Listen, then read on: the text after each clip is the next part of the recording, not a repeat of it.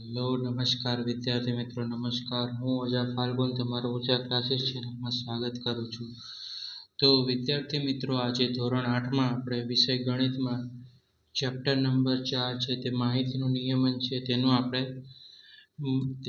સ્વાધ્યાય 4.1 નો દાખલો જોવા જઈ રહ્યા છે। તો વિદ્યાર્થી મિત્રો પહેલી વાર ચેનલને સબસ્ક્રાઇબ કરી દેજો, બેલ નોટિફિકેશન હિટ કરી દેજો જેથી આવનારી વિડીયો તમારા સુધી પહોંચી શકે। તો વિદ્યાર્થી મિત્રો તમને એક શહેરના યુવા વર્ગને ગમતા વિવિધ પ્રકારના સંગીત વિશે એક મોજણી એટલે કે સર્વે કરવામાં આવે છે, બરાબર? રાઈટ, સર્વે એટલે તમને ખબર હશે કે તમને કયા પ્રકારનું સંગીત ગમે છે, કયા પ્રકારની વસ્તુ ગમે છે, એને શું કહેશું? મોજણી એટલે કે સર્વે। નીચે દર્શાવેલા વર્તુળ આલેખ એટલે કે પાઈ ચાર્ટ મુજબ તેના પરિણામ મળ્યા હતા। તો આ વર્તુળ આલેખ પાઈ ચાર્ટની મદદથી નીચેના પ્રશ્નોના જવાબ આપવાના છે। તો વિદ્યાર્થી મિત્રો એક પ્રકારનો શું કરવામાં આવ્યો છે, જે યુવા લોકો છે એના પર સંગીત વિશે તમને શું કરવામાં પૂછવામાં આવ્યું છે? સર્વે એટલે કે મોજણી કરવામાં આવી છે। એનો પાઈ ચાર્ટ તમને આપેલો છે, એના પરથી તમારે ટકાવારીથી સંગીત તમને ટકાવારી આપેલી છે, બરાબર? રાઈટ, એનામાંથી કેટલી સીડીઓ બનશે તે બધું આપણે જોવાનું છે, રાઈટ? તો સૌપ્રથમ આપણે જોઈએ તો હળવું સંગીત છે તે 40% લોકોને ગમે છે, લોક સંગીત છે એ 30% લોકોને ગમે છે, શાસ્ત્રીય સંગીત છે તે 10%ને ગમે છે અને અર્ધશાસ્ત્રીય સંગીત છે તે 20%ને ગમે છે, બરાબર વિદ્યાર્થી મિત્રો?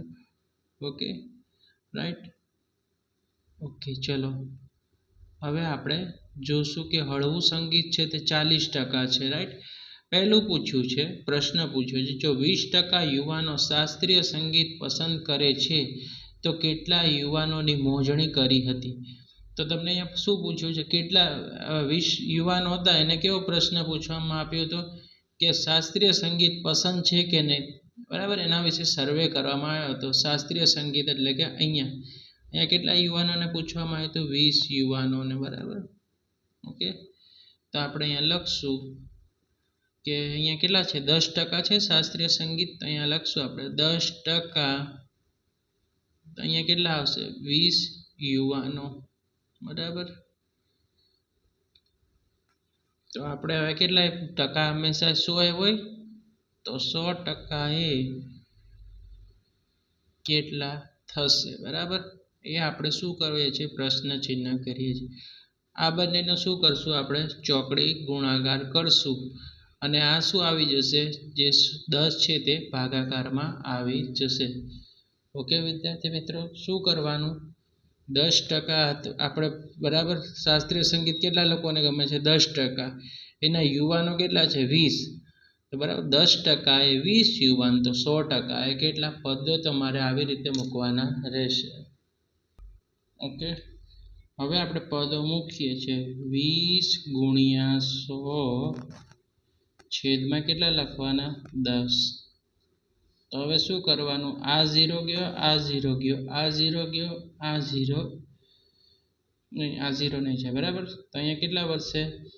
1 મિનિટ, ફરીથી આપણે કરીએ, 20 ગુણ્યા 100 છેદમાં 10, બરાબર? તો આ 0 ગયો, રાઈટ, અને આ 0 ગયો, તો 20 ગુણ્યા 10 તો 200 યુવાનોની મોજણી કરી, 200 યુવાનોની મોજણી કરી કહેવાશે, બરાબર? બીજું પૂછ્યું છે, કયા પ્રકારનું સંગીત મહત્તમ યુવાનોને પસંદ છે? મહત્તમ યુવાનોને કયું સંગીત પસંદ છે ભાઈ? આપણે ચાર્ટમાં લખેલું છે હળવું સંગીત, તો તમારે શું લખી દેવાનું? 40% છે હળવું સંગીત, તો તમારે લખવાનું કે હળવું સંગીત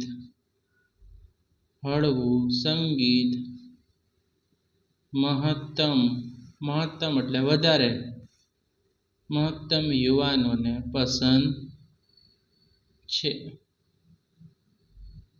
ઓકે, કોઈ કેસેટ કંપની આ સંગીતની 1000 સીડી તૈયાર કરે તો દરેક પ્રકારની સંગીત માટે કેટલી સીડી તૈયાર કરવામાં આવે? હવે કોઈ કેસેટ કંપની તમને આપેલી છે, 1000 સીડી તૈયાર કરવાની વાત કરે છે, તો દરેક પ્રકારના સંગીત માટે કેટલી સીડી કરશે તૈયાર, બરાબર. ઓકે, તો આપણે હવે રાઈટ, હવે આપણે ચાર્ટમાં જોઈ લઈએ કે ટોટલ 1000 સીડી છે, બરાબર. તો એમાં 4 પ્રકારનું સંગીત છે: અર્થશાસ્ત્રીય સંગીત, શાસ્ત્રીય સંગીત, લોક સંગીત ને હળવું સંગીત. તો હળવા સંગીતના 40% લેશું, લોક સંગીતના 30% લેશું, શાસ્ત્રીય સંગીતના 10% લેશું અને અર્થશાસ્ત્રીય સંગીતના 20% લેશું. ઓકે વિદ્યાર્થી મિત્રો, તો સૌપ્રથમ આપણે અર્થશાસ્ત્રીય સંગીતની વાત કરીએ. તો અર્થશાસ્ત્રીય સંગીત છે એની સીડી તો તમને ખબર જ છે કે અર્થશાસ્ત્રીય સંગીતની સૌથી પહેલા આપણે વાત કરીએ કે કેટલી સીડી બનાવવાની છે. 1000, એના ટકા કેટલા છે 20, અને છેદમાં કેટલા આવશે, ભાગાકારમાં આવશે 100 આવશે. ઓકે, કારણ કે અર્થશાસ્ત્રીય સંગીતની સીડીના ટકા કેટલા છે ભાઈ, તો કે અર્થશાસ્ત્રીય સંગીતના ટકા છે 20. ખબર પડી ગઈ, તો આપણે અહીંયા 20 લખશું.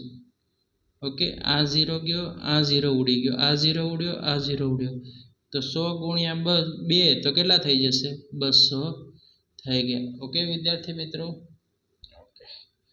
હવે પૂછ્યું છે શાસ્ત્રીય સંગીતના 10%, બરાબર.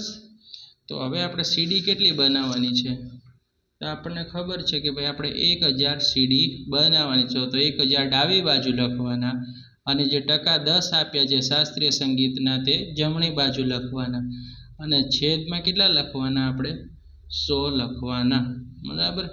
આ 0 ઉડી ગયો, આ 0 ઉડ્યો, આ 0 ઉડ્યો, આ 0, તો કેટલા વધ્યા 100.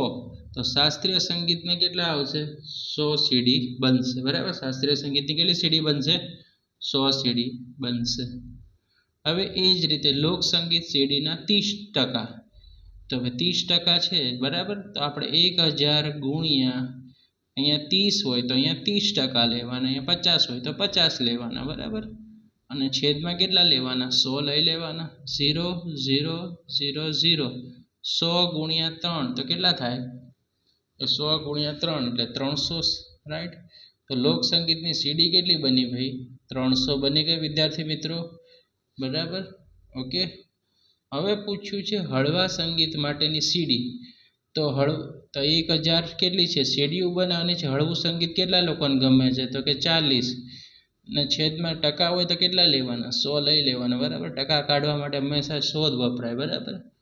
ઓકે, તો આ 0 ઉડી ગયો, આ 0 ઉડ્યો, આ 0 ઉડ્યો, આ 0, તો 100 ગુણ્યા 40 તો કેટલી હળવા સંગીતની બનશે, ટોટલ 400 સીડી બનશે, બરાબર.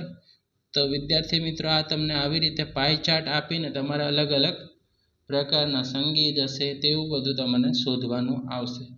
તો વિદ્યાર્થી મિત્રો, વિડીયો પસંદ આવે તો વિડીયોને લાઇક કરજો, ચેનલને સબસ્ક્રાઈબ કરી દેજો, બેલ નોટિફિકેશન દબાવવાનું ભૂલતા નહીં, અને આ વિડીયો તમારા મિત્રો સુધી શેર કરવાનું પણ ભૂલતા નહીં.